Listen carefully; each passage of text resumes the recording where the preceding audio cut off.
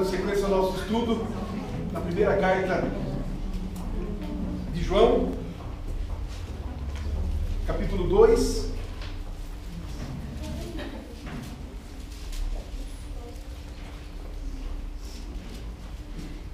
Hoje, os versos 27 ao 29.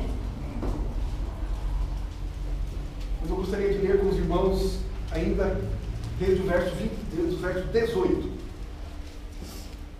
Como vimos semana passada. Primeira carta de João, capítulo 2, a partir do verso 18. Portanto, diz-nos assim a palavra de Deus: Filhinhos, já é a última hora, e como ouvistes que vem o anticristo, também agora muitos anticristos têm surgido, pelo que conhecemos que é a última hora. Eles saíram de nosso meio, entretanto não eram dos nossos, porque se tivessem sido dos nossos, teriam permanecido conosco. Todavia, eles se foram para que ficasse manifesto que nenhum deles é dos nossos. E vós possuís unção que vem do Santo, e todos tendes conhecimento. Não vos escrevi porque não saibais a verdade, antes porque a sabeis, e porque mentira alguma jamais procede da verdade. Quem é o mentiroso, senão aquele que nega que Jesus é o Cristo? Este é o anticristo, o que nega o Pai e o Filho. Todo aquele que nega o Filho, esse não tem o Pai. Aquele que confessa o Filho tem igualmente o Pai. Permaneça em vós o que ouvistes desde o princípio. Se em vós permanecer o que desde o princípio ouvistes, também permanecereis vós no Filho e no Pai. E esta é a promessa que Ele mesmo nos fez, a vida eterna. Isto que vos acabo de escrever é acerca dos que vos procuram enganar. Quanto a vós outros, a unção que dele recebestes permanece em vós, e não tendes necessidade de que alguém vos ensine, mas como a sua unção vos ensina a respeito de todas as coisas, e é verdadeira, e não é falsa, permanecei nele, como também ela vos ensinou. Filhinhos, agora pois permanecei nele, para que quando ele se manifestar, tenhamos confiança e dele não nos afastemos envergonhados na sua vida. Se sabeis que ele é justo, reconhecei também que todo aquele que pratica a justiça é nascido dele. Vimos, irmãos e irmãs, semana passada, o alerta que o apóstolo João fez, não é? Com relação à atuação dos falsos mestres no meio da igreja. A partir do verso 18, vimos a semana passada. E ele os chama de anticristos. Ele disse também que pelo fato de existirem os anticristos, é sinal claro, evidente, de que estamos no fim dos tempos. Não nos enganemos, portanto. Estejamos alertas, atentos. João nos chama a atenção quanto a isto. No verso 19, nós entendemos pelo registro de João que esses anticristos, eles são identificados por nós pelo fato de não mais estarem no nosso meio. E o fato de não mais estarem entre nós é prova cabal de que não são cristãos, e sim anticristos. No verso 20, João afirma que a possibilidade de identificarmos os hereges, os lobos vestidos com pele de ovelha, é somente daqueles que têm a unção do Espírito Santo de Deus. O conhecimento do qual ele fala nesse verso 20 é o conhecimento de Deus, que foi ensinado pelos apóstolos e aplicado em nós pelo Espírito Santo de Deus. O verso 21 prova isso, quando diz que a verdade é conhecida por nós, mas ela somente é por nós sabida por causa da unção do Espírito sobre nós. No verso 22, nós vimos que também podemos reconhecer os anticristos por outra atitude prática deles. Não só porque eles saíram do nosso meio, mas por outras atitudes, como por exemplo essas que estão descritas aí no verso 22. Negam que Jesus é o Cristo, que é o ungido de Deus. E negam também que Jesus é ungido. Negando que Jesus é ungido, negam também o Pai. No verso 23, nós vimos que João afirma que somente conhece o Pai aquele que confessa o Filho. Jesus Cristo. É impossível alguém dizer que conhece a Deus o Pai sem conhecer Jesus Cristo, o Filho. Muitos dizem que oram a Deus, mas quando falamos, quando mencionamos, quando nos referimos a Jesus Cristo, dizem que não conhecem a Jesus. Não estão orando a Deus Pai. Não é a Deus Pai que ora. Não é Ele que se achega. Ele só se achega ao Pai quem confessa o Filho. No verso 24, ele nos exorta a permanecermos na verdade antiga, que aprendemos através da pregação dos apóstolos. Pois se permanecermos na verdade, que é Cristo, sua palavra, a verdade permanecerá em nós. O próprio Senhor Jesus disse isso.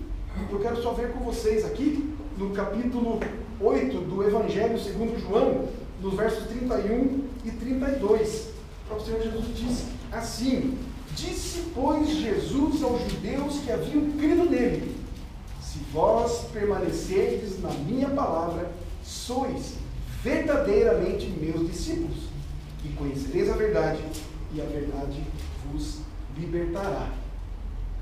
Indo para o final desta perícope, os versos 25 e 26, no 25 há um prêmio. É a promessa da vida eterna, que Ele nos fez e certamente cumprirá. Permanecendo do Senhor, por Ele mesmo, por causa da sua palavra, por causa do seu Santo Espírito que habita em nós, temos o prêmio dado por Ele mesmo. E ele conclui então, no verso 26, com o alerta sobre aqueles que querem nos enganar, nos desviar da verdadeira fé cristã. Isso que nós vimos na semana passada. Muitas vezes podemos estar sendo enganados por lobos vestidos com pele de ovelha, com gente muito dada, com gente muito carinhosa, com gente muito boa no meio da igreja. Mas por trás da roupa, por trás da pele de ovelha, pode ser um lobo voraz, querendo nos desviar da palavra de Deus, dos caminhos do Senhor, querendo nos enganar. Portanto, isso é possível. João escreve isso para a igreja. O mundo já está no engano. Ele escreve isso para a igreja, para estarmos, portanto, alertas, atentos a estas coisas, estas questões. Quando chegamos então nos versos 27 ao 29, é um novo parágrafo, mas João retoma o mesmo assunto que ele tratou no versículo 20, onde ele fala da unção do Espírito Santo de Deus, falando do conhecimento que nós temos por causa da unção que nós recebemos. Aqui, portanto, João enfatiza, quero ler novamente o verso 27 para rememorarmos ele. Quanto a vós outros, a unção que dele recebestes permanece em vós, e não tendes necessidade de que alguém vos ensine, mas como a sua unção vos ensina a respeito de todas as coisas, e é verdadeira, e não é falsa, permanecei nele, como também ela vos ensinou. Irmãos e irmãs, aqui o apóstolo João, ele enfatiza que não precisamos de pastores e mestres para nos pastorear e nos explicar a palavra. Pois diz aqui, não precisamos que ninguém nos ensine. Mas não é esta a ênfase, não é este o motivo que ele diz essas coisas. Porque se assim fosse, qual seria a necessidade ou a utilidade dele escrever cartas? Ensinando. Qual seria a necessidade de Paulo escrever cartas? Ensinando. Então, obviamente, não é com relação a isso que ele está falando. Ele não tinha, portanto, necessidade de escrever essa ou outras cartas para ensiná-los e, obviamente, ensinar a nós dos dias de hoje. Mas afirma que por termos ouvido e aprendido e apreendido a palavra, isso só foi possível por causa da unção do Espírito Santo em nós, que nos ensinou todas as coisas a respeito de Deus em Jesus. E esta unção tem permanecido em nós. Ele escreve esta palavra aqui, especialmente por causa do que ele acabou de dizer e vem dizendo a respeito dos falsos mestres. E que nesta época eram os chamados, conhecidos gnósticos, que tinham na mente e no entendimento e atacavam a igreja e direcionavam e enfatizavam a questão de outro conhecimento. E que o conhecimento a respeito de Deus, de Cristo, não era suficiente. A fé cristã fundamentada, baseada em Cristo, no Cristo encarnado, no Cristo Filho de Deus, não era suficiente. Buscava-se, então, ou poderia-se buscar, ou deveria-se buscar outro conhecimento. Esse era um dos caminhos pelos quais os gnósticos caminhavam e queriam e desejavam conduzir a igreja. Mas João vai falar aqui, portanto, desta unção. Quanto a vós outros, a unção que dele recebestes permanece em vós. E no verso 20, e vós possuís unção que vem do santo, e todos tendes conhecimento. É interessante, né? A palavra conhecimento, gnosis, gnosticismo, vem da palavra. É interessante, então, portanto, João tratar deste assunto e incluir e falar a respeito deste tema. Mas o que é unção? Qual é a unção que João fala aqui nesse texto? Nós precisamos dar uma olhadinha ou lembrar o que significa de fato, então, no Antigo Testamento, unção. Esse verbo, ungir, no Antigo Testamento, ele significa, ou significava, derramar óleo ou azeite sobre algo ou sobre alguém, com o propósito, a finalidade de separar, seja um objeto ou uma pessoa, para uso santo. Era assim que os profetas, os sacerdotes e os reis, era para isso que eles eram ungidos, normalmente para exercerem uma função especial. Os profetas eram ungidos para transmitirem a palavra de Deus ao povo de Deus. Aconteceu isso com Isaías, por exemplo. Lá no capítulo 61, você vai poder observar isso. Os sacerdotes também eram ungidos para realizarem os sacrifícios, como também para intercederem pelo povo de Deus. E os reis, ungidos para governarem o povo de Deus. Nós, pelas Escrituras, nós sabemos, especialmente pelo Novo Testamento, que Jesus Cristo é o ungido de Deus. Jesus, o Cristo. A palavra Cristo no grego significa ungido.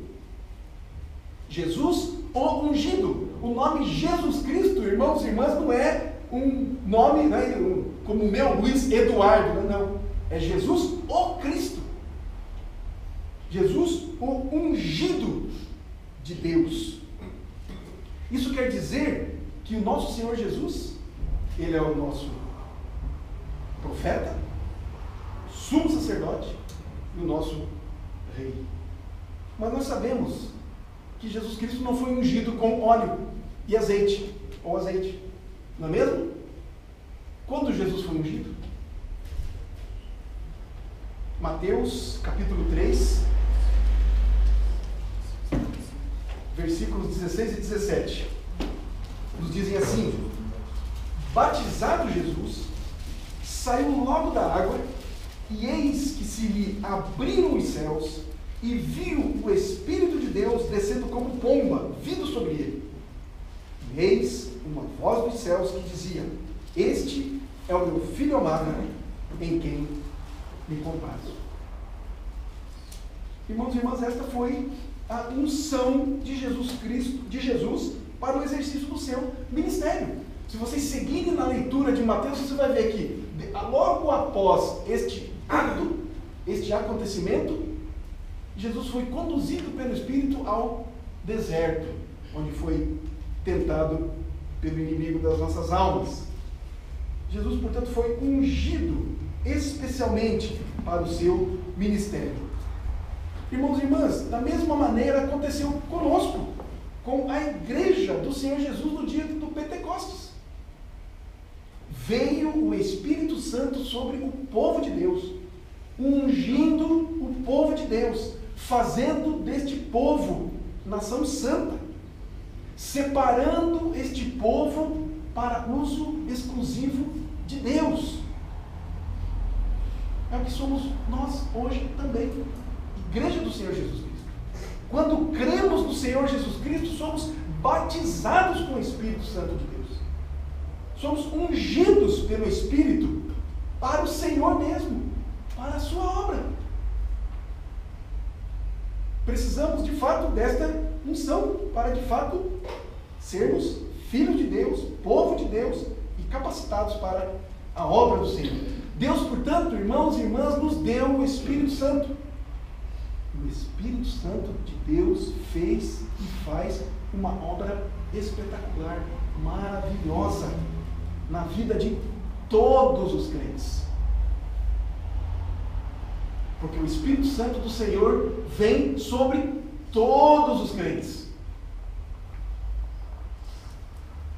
O Espírito Santo do Senhor nos dá um novo coração. Foi lido hoje na escola bíblica, não é? Jeremias. Vou tirar de vocês o coração de pedra e vou pôr em vocês o coração de carne. É a obra do Espírito Santo. A obra essencial, fundamental na vida de cada um dos filhos de Deus, dos crentes, a obra da regeneração, o novo nascimento, é a obra do Espírito Santo de Deus.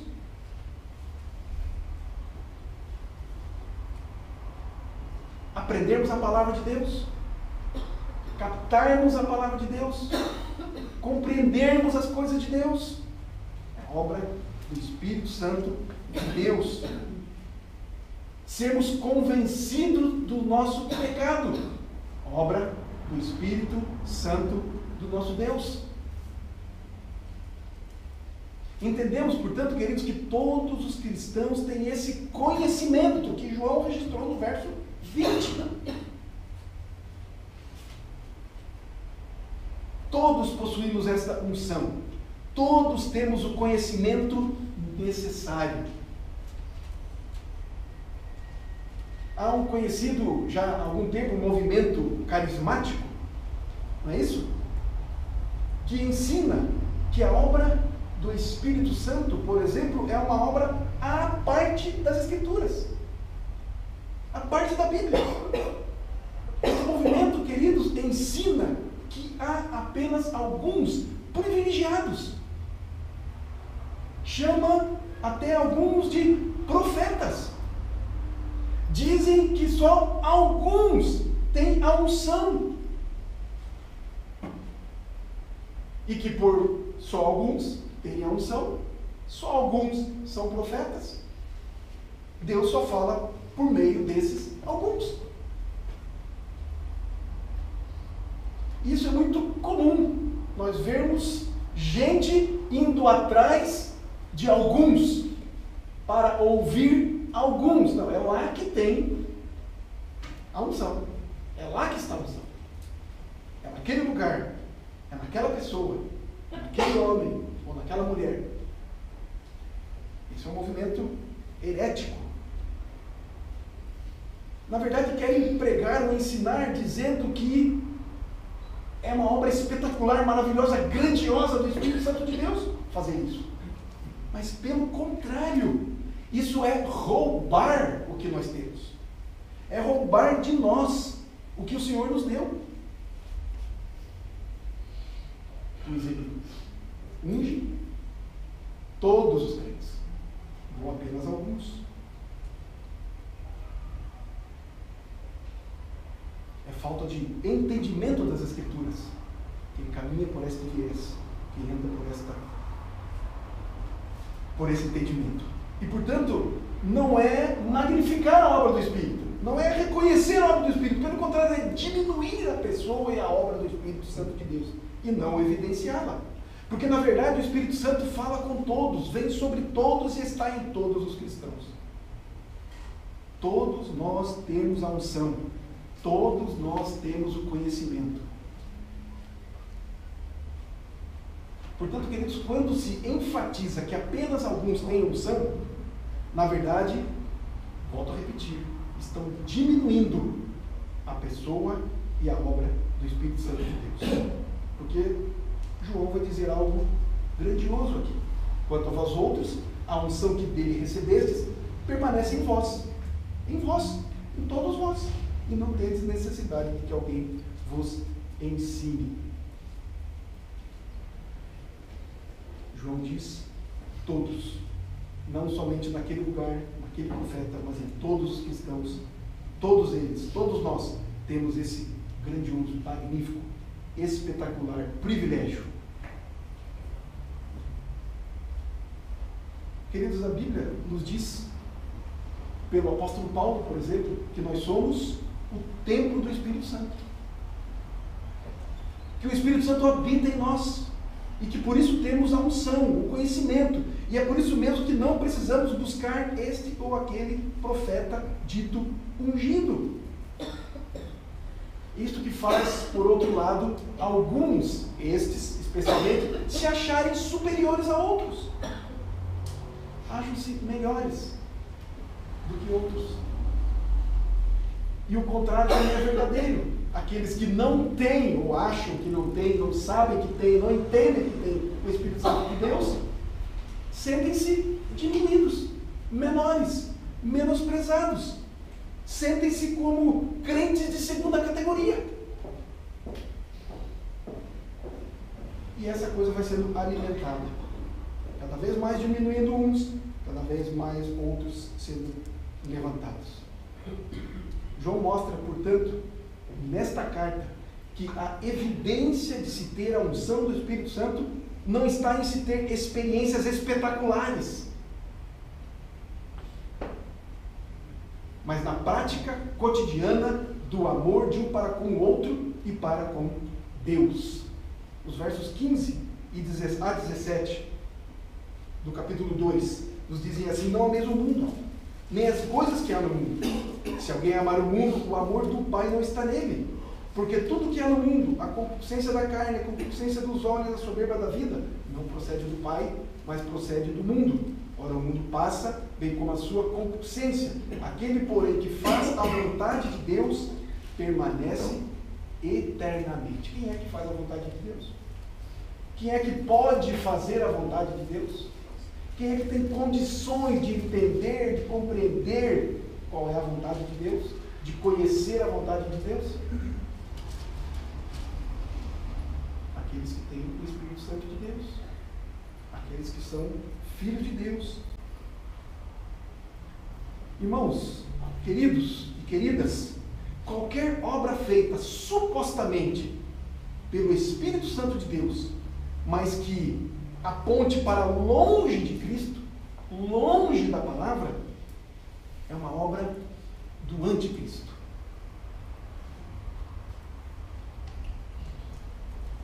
O apóstolo João está dizendo que nós temos esse conhecimento. O conhecimento que foi dado para nós. Nós aprendemos através dos apóstolos a palavra da verdade. Conhecemos, portanto, a respeito de Cristo, do Cristo, da sua obra, da sua pessoa. Portanto, esse é o crivo que devemos ter. Este é o entendimento que devemos ter, devemos observar. Este é o alerta para cada um de nós. O ensino que está sendo passado, seja oficialmente, ou seja pelo meio da igreja, ele aponta de fato para Cristo? Ele aponta para a obra de Cristo e a sua pessoa? Ele evidencia a Jesus Cristo? Indo ainda lá para o Evangelho segundo João, no capítulo 16, os versos 13 e 14, ele nos diz assim: quando vier, porém, o Espírito da verdade, ele vos guiará a toda a verdade, porque não falará por si mesmo, mas dirá tudo o que tiver ouvido e vos anunciará as coisas que hão de vir. Ele me glorificará, porque há de receber do que é meu e vou-lo há de anunciar. Qual é a obra do Espírito? Evidenciar Jesus Cristo, destacar a pessoa e a obra do Senhor Jesus Cristo. Portanto, queridos, a obra do Espírito Santo de Deus não é de chamar a atenção para si mesmo. Ele diz aqui no texto, não é? De João que acabamos de ler, porque não falará por si mesmo, mas dirá tudo o que tiver ouvido e vos anunciará as coisas que hão de vir. Ele me glorificará. Glorificará a quem? A Jesus, o Senhor, a Jesus, o Cristo. Portanto, é essa obra do Senhor em nós, a obra do Espírito Santo de Deus em nós, é o de exaltar o nome de Jesus e nos fazer aproximar cada vez mais de Cristo. O Espírito Santo lança a luz sobre Jesus, mostra Jesus, evidencia Jesus. A obra do Espírito Santo, queridos, é de iluminar, incentivar, abrir o nosso coração e a nossa mente para compreendermos o que Jesus fez na cruz do Calvário por nós.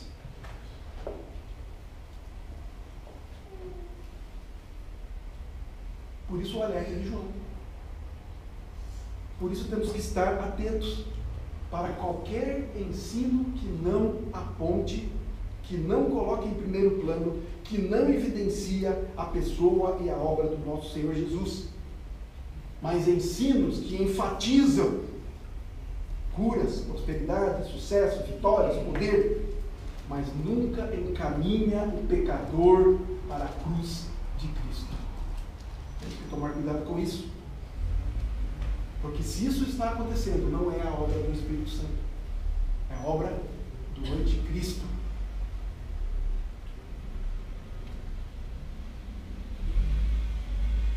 Por vezes, irmãos e irmãs, não é fácil captarmos isso. Não é?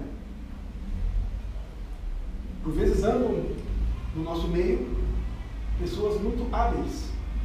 E a Bíblia vai dizer que são mestres falsos. E se são mestres, têm habilidades.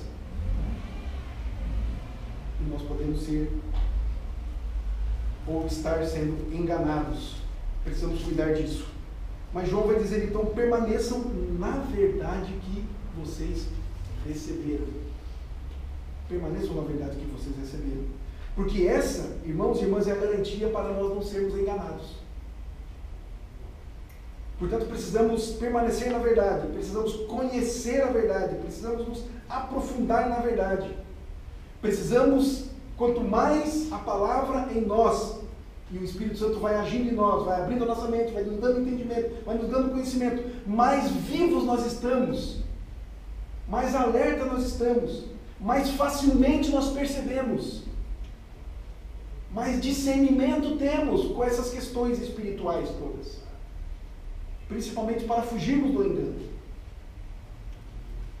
E até mesmo para expulsarmos os enganadores do nosso meio. Então a garantia de nós não sermos enganados é permanecermos na palavra, na verdade que nós recebemos. Irmãos e irmãs, vão tentar nos enganar.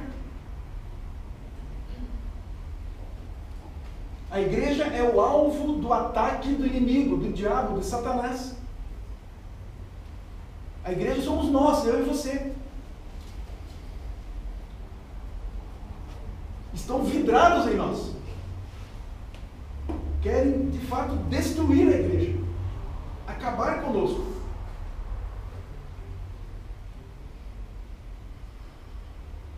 Agora estamos protegidos dos anti-ungidos. Não são anticristos? Cristo não significa ungido? Os anti-ungidos. Os anticristos. Nós estamos protegidos quando estamos em Cristo, na unção do Senhor. Permanecemos, portanto,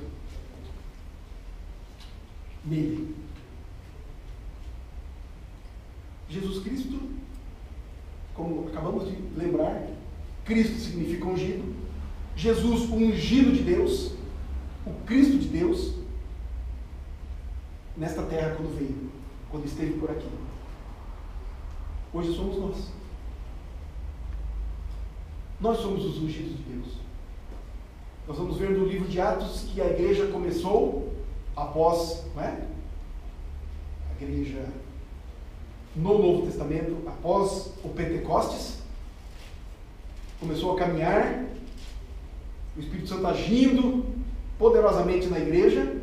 Chegou um momento em que aqueles primeiros homens e mulheres, os primeiros convertidos, foram chamados de cristãos, foram reconhecidos, não é? Chamados de ungidos. Como disse a palavra Cristo, no grego, significa ungido.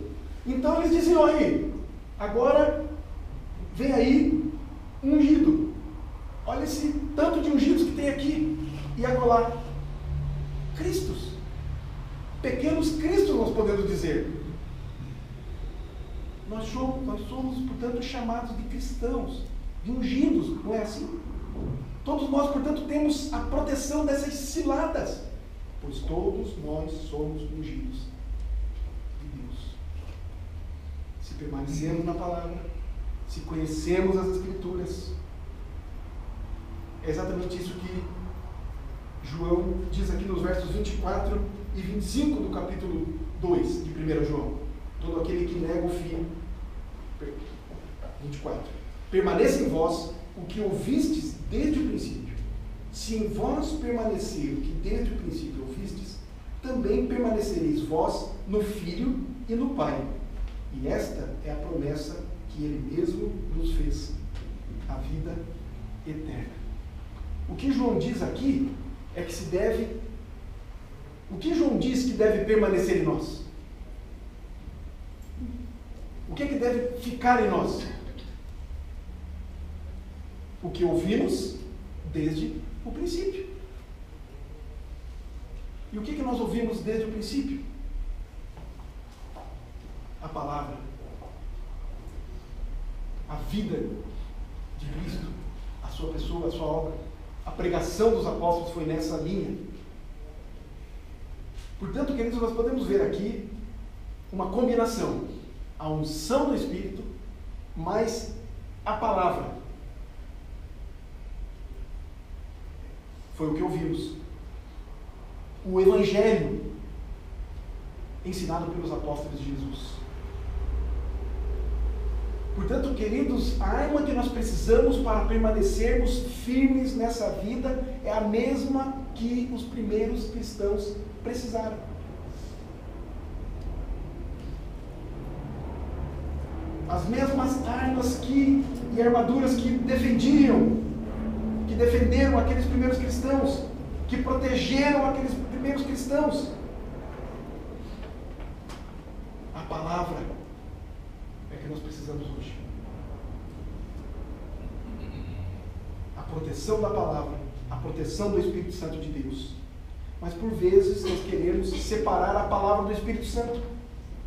Mas João vai dizer para nós que a palavra e o Espírito andam juntos. A palavra de Deus não foi inspirada? Homens santos, inspirados por Deus, escreveram a sua palavra. Tanto Pedro quanto Paulo falam a respeito disso. A palavra de Deus foi inspirada pelo próprio Deus. Mas esta palavra, inspirada pelo próprio Deus, ela sendo lida, sendo até mesmo pregada, ela atinge para converter ou fazer nascer a todos. Todos quantos ouvem a palavra são convertidos? Não. É claro que não. Mas não é a palavra inspirada? Não é a palavra poderosa de Deus? Não é a palavra de Deus? Por que então, quando essa palavra é lida, é pregada em todo lugar, nem todos se convertem? Nem todos se voltam para Deus? Nem todos nascem de novo. As dicas estão aí já, né? Porque é necessário, portanto, a ação do Espírito Santo na mente, no coração daquele que ouve a palavra, dos eleitos de Deus, daquele que Deus já escolheu desde antes da fundação do mundo. Portanto, há a junção, a união, a palavra de Deus, inspirada, e a unção do Espírito Santo de Deus, convertendo, trabalhando, fazendo nascer de novo, regenerando aqueles a quem Deus chamou desde antes da fundação do mundo, escolheu desde antes da fundação do mundo. Portanto, queridos, a unção do Espírito Santo acontece por meio da palavra que ouvimos.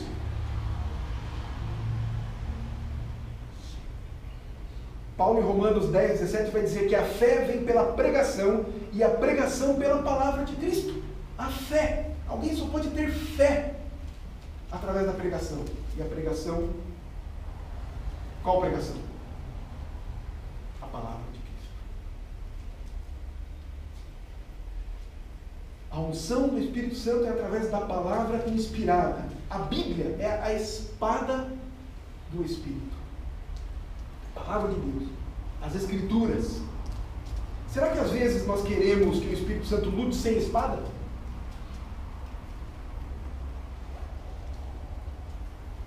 A palavra é a luz de que nós precisamos.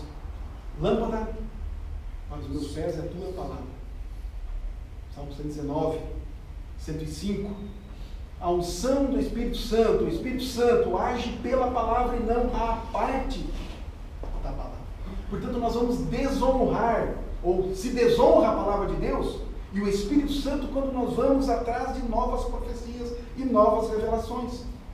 Temos as Escrituras, a revelação final de Deus, tudo que nós precisamos para viver uma vida piedosa está já registrado, grafado na palavra de Deus. Nós não precisamos, portanto, de novas revelações e profecias. Nós temos o que precisamos, a antiga verdade, aquilo que nós ouvimos desde o princípio, que foi ensinado pelos apóstolos e não mudou, porque está escrito, não há como mudar, está grafado, registrado, gravado, não depende de eu sentir ou deixar de sentir, está escrito. Esta é a palavra de Deus, a antiga verdade ensinada para nós. Portanto, queridos, quando nós ouvimos a palavra, quando nós pregamos a palavra, o Espírito Santo utiliza a palavra, que Ele mesmo inspirou, para trazer essa palavra viva ao meu coração, ao seu coração, ao coração daqueles a quem Deus quiser chamar. No nosso catecismo, no breve catecismo, nós temos a pergunta 89, e a pergunta é esta: como a palavra se torna eficaz para a salvação? A resposta é esta: o Espírito de Deus torna a leitura, especialmente a pregação da palavra, meios eficazes para convencer e converter os pecadores, para os edificar em santidade e conforto, por meio da fé para a salvação. É o trabalho da palavra inspirada, o Espírito Santo agindo na palavra, convertendo o coração daqueles que Ele vai regenerar, vai fazer nascer de novo, pelo seu poder, pelo poder também da palavra. Portanto, esse é o método que o Espírito Santo usa para nos trazer das trevas para a luz e nos fazer crescer. Ele usa a palavra. Nós não crescemos, irmãos e irmãs, por experiências, com experiências espetaculares. As experiências que temos, elas são na palavra, pela palavra, com a palavra, através da palavra. E vamos repetindo isso. E a igreja deve ensinar isso. Somente a palavra. É por isso que o apóstolo Paulo aos Colossenses, no capítulo 3, verso 16, ele diz: habite ricamente em vós a palavra de Cristo. O que é habitar ricamente?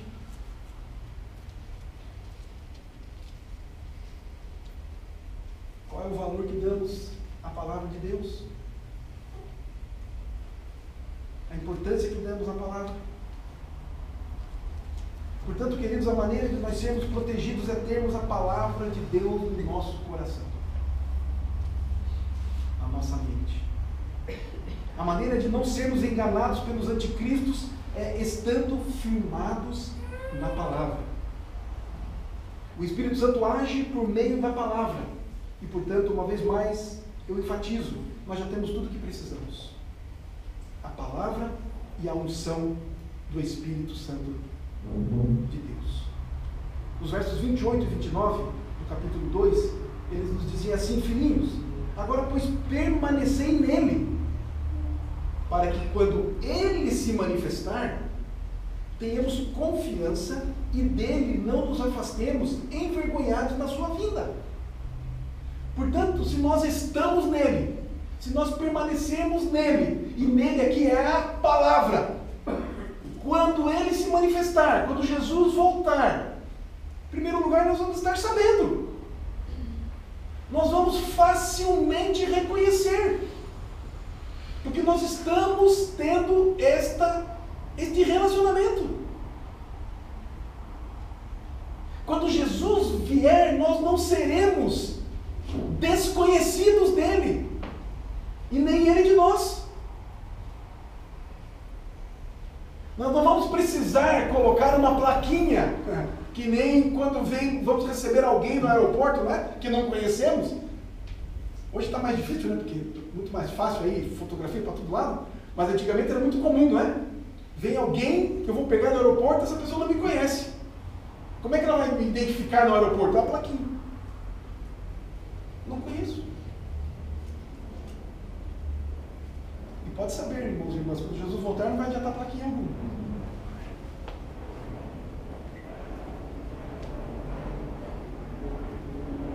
Permaneçam nele, porque quando ele se manifestar, nós temos confiança, e dele não nos afastemos envergonhados na sua vinda. Mas eu não conheço, não tenho relacionamento.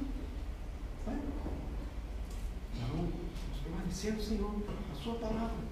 Vamos ter relacionamento com ele, através da sua palavra, cheio do Espírito Santo de Deus. Confiança nele.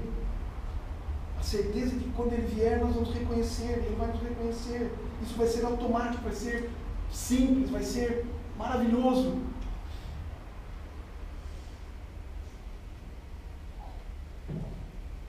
E a maneira de saber se estamos permanecendo no Senhor e na sua palavra, ele vai dizer no versículo 29. Como é que nós podemos saber se estamos em Cristo? Se permanecemos nele? Se de fato o conhecemos? Se temos relacionamento com ele? Como podemos saber? Se sabeis que ele é justo e justificador. Reconhecei também que todo aquele que pratica a justiça é nascido dele. Como vivemos? Como temos vivido? Temos vivido na prática do pecado? Ou temos vivido na busca da santificação? Sabemos se permanecemos nele, se nós andamos em justiça.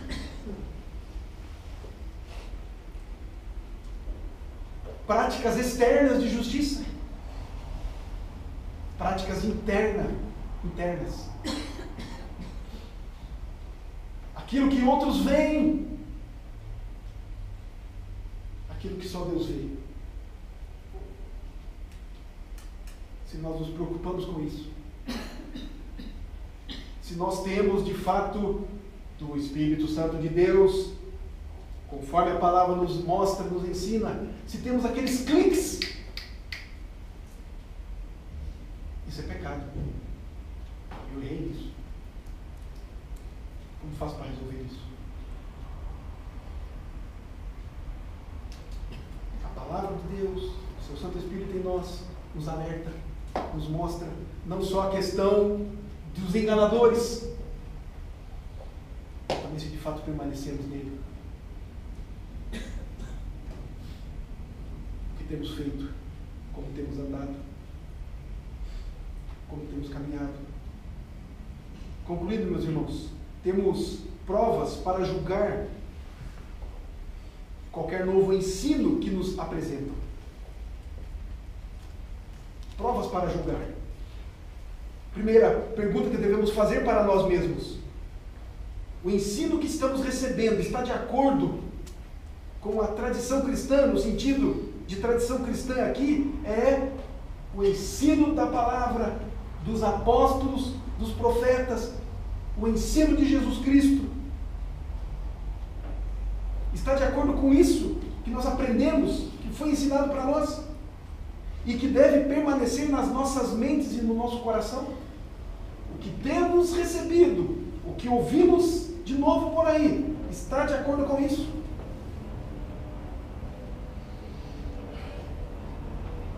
A outra pergunta que precisamos fazer: o ensino que ouvimos por aí está de acordo com o testemunho do Espírito Santo que fala dentro de nós? Portanto, queridos, é um testemunho ou uma evidência externa, a palavra sendo pregada verdadeiramente? Ela está de acordo com as Escrituras, com aquilo que aprendemos dos apóstolos? Algo, uma evidência externa, está de acordo com isso? E temos também a evidência interna, o ensino que estamos sendo submetidos passa pela prova do testemunho do Espírito Santo nos nossos corações?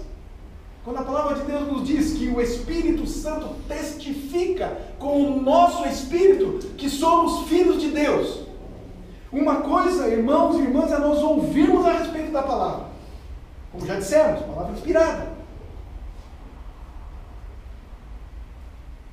E começamos a seguir o que essa palavra diz, como qualquer um pode seguir.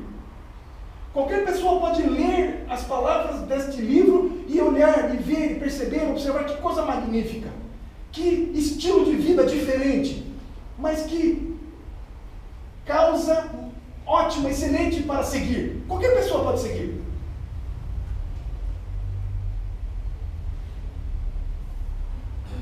Irmãos e irmãs, um não crente pode seguir o que está aqui. Friamente.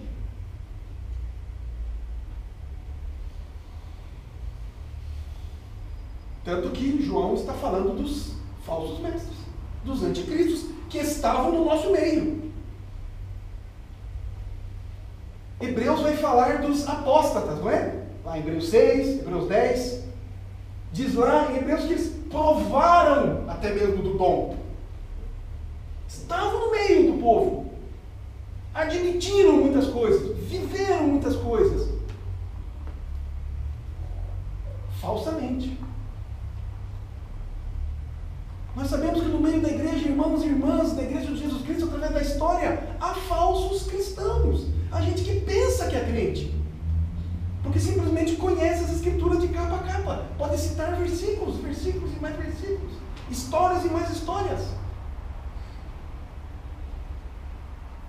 Mas não tem o testemunho, testificação do Espírito Santo no seu coração, a evidência interna do Espírito Santo, comprovando o que as Escrituras dizem. Então este é um alerta para mim, para você, para todos nós.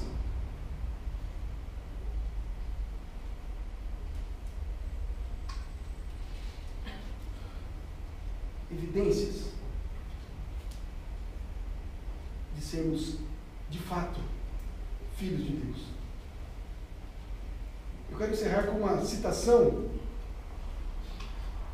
de William Barclay. Ele diz assim: aprendemos, portanto, que se uma pessoa permanece na verdade que lhe foi ensinada e submete toda verdade à evidência do Espírito Santo, estará capacitado para aceitar só a verdade e rejeitar toda mentira e, portanto, permanecer para sempre em Cristo.